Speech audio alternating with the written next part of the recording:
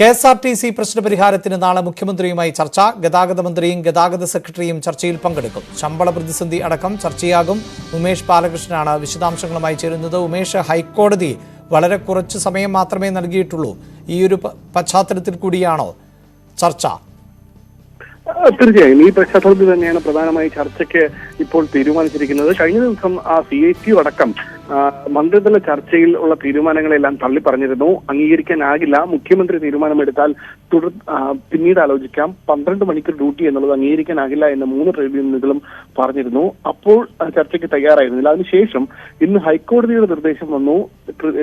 KSRTC ജീവനക്കാർക്ക് ശമ്പളം നൽകണം, ഓണത്തിന് മുൻപ് തന്നെ ശമ്പളം നൽകണം എന്നുള്ള നിർദ്ദേശം വന്നതോടുകൂടി അടിയന്തരമായി ശമ്പളം നൽകണമെങ്കിൽ KSRTCക്ക് ഏകദേശം 100 കോടിയിലധികം രൂപ വേണം.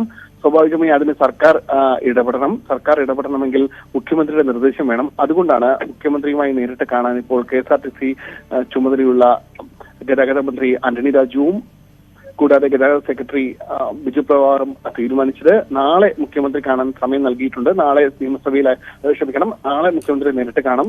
നേരിട്ട് കണ്ട ശേഷമായിരിക്കും ഇക്കാര്യങ്ങൾ അറിയിക്കുക. പ്രധാനമായി ഹൈക്കോടതിയുടെ വിധി അത് പ്രധാനമാണ്. അതുകൊണ്ട് തന്നെ അത് ആദ്യഘട്ടത്തിൽ അത് നടപ്പാക്കാനുള്ള നിർദ്ദേശം നൽകും. അതിനുശേഷമായിരിക്കും ട്രേഡ് യൂണിയനുകൾ എതിർപ്പറിയിച്ച പ്രധാനമായി 12 മണിക്കൂർ ഡ്യൂട്ടി എന്നുള്ള വിഷയം. അതും ഒരുപക്ഷെ നാളത്തെ മീറ്റിംഗിൽ ചർച്ചയാകും. പക്ഷെ നാളെ തീരുമാനം ഉണ്ടാകാൻ സാധ്യതയില്ല.